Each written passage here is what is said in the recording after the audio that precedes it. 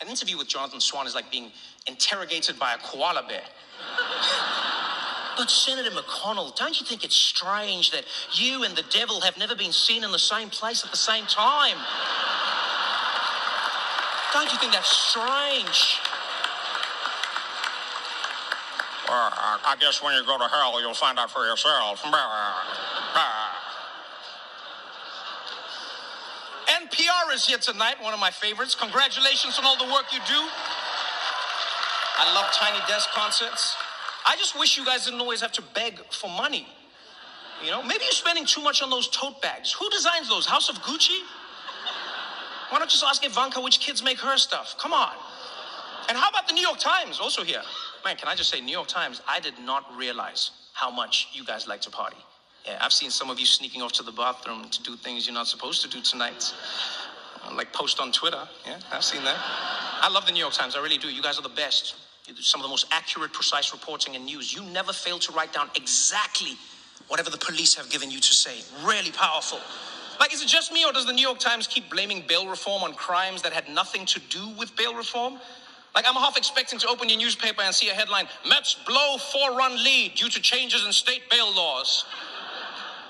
And you know, it's actually crazy how you guys have been attacked for everything, from your investigations into Trump's taxes to your reporting on the pandemic, and yet the biggest death threats that you received is because there were 2 L's in the Wordle that day. That was wild. By the way, give it up to those New York Times reporters who managed to get those Kevin McCarthy tapes. That was amazing. Yeah, give it up for them. Incredible. You knew how crucial those tapes were, which is why you immediately waited until your book was for sale to tell the people about them. Bravo. Bravo. And you know what I liked about those tapes? Is that the one piece of good news?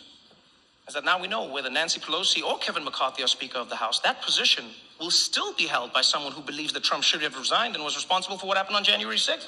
Yeah, that's bipartisanship. I like that. I'm really excited because the kings of cable are here. Fox News in the house. Yeah, the top-rated news network for the past, 300 years?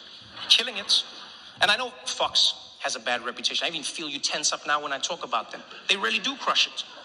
You know, I think they get a bad rap because it's a mixed bag.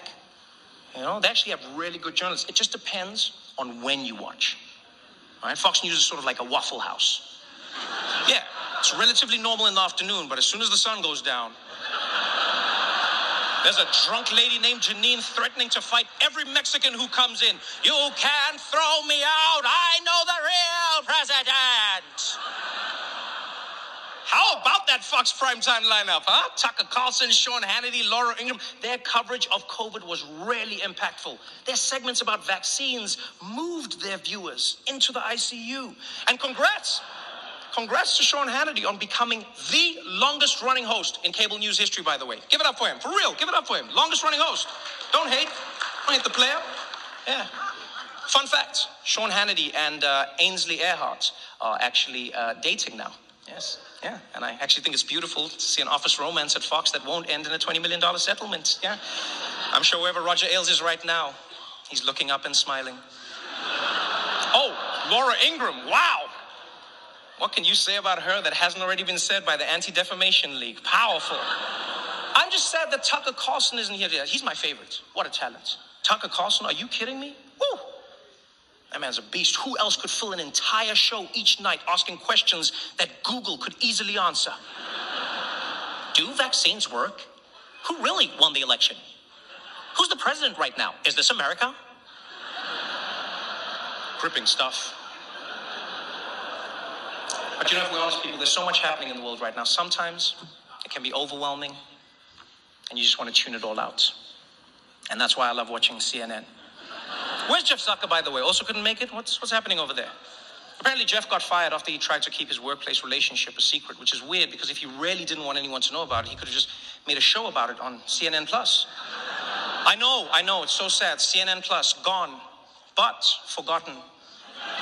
You know who I blame? You know who I blame, CNN? I blame John King. That's who. Yeah, John, your magic wall can predict how every person in the country is going to vote in every county, but it couldn't give you a heads up that nobody wanted more CNN? I mean, they spent $300 million on CNN+. $300 million. Can I be honest, CNN?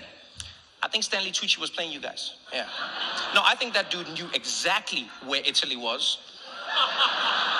And he was just going to keep searching as long as you were paying. $300 million Do you understand how much money that is? I mean, I do get it. Streaming, they say, is the future. You know, as the old saying goes, you got to spend money to make sure that Chris Cuomo doesn't get into wrongful termination lawsuits. And that's not the only big change going on at CNN. They just brought on Chris Licht, yeah, my man over there, Chris, as the new head of news. Oof. His first order of business, hire a guy who knows how to turn off the breaking news banner. Yeah. What happened with that? Did they just put it on during the OJ chase and then never figured out how to get rid of it? The news is not always breaking. But this is an interesting time for the media world. You know, as with many industries, the pandemic was a major disruption for journalists. But I also think it helped humanize you, honestly. You know, millions of Americans watched TV anchors reporting from inside their own homes. Meanwhile, reporters in print media were like, we get it, you have homes, way to show off. And we have to face the facts. The media is in a tough position. You did say that, Mr. President. Informing the American public is harder than ever before. You're battling conspiracy theories.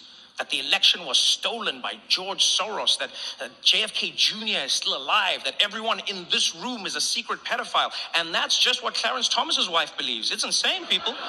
This is truly the golden era of conspiracy theories. Whether it's the right wing believing Trump can still win the 2020 election, or the left believing Joe Biden can still win the 2024 election. Thank you, Mr. President. And so as we sit in this room tonight, people,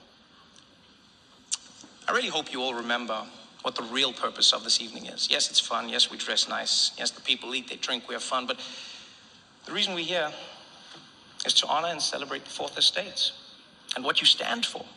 What you stand for. An additional check and balance that holds power to account and gives voice to those who otherwise wouldn't have one. And like, I'm not just talking about like CNN or Fox or any of the other major organizations.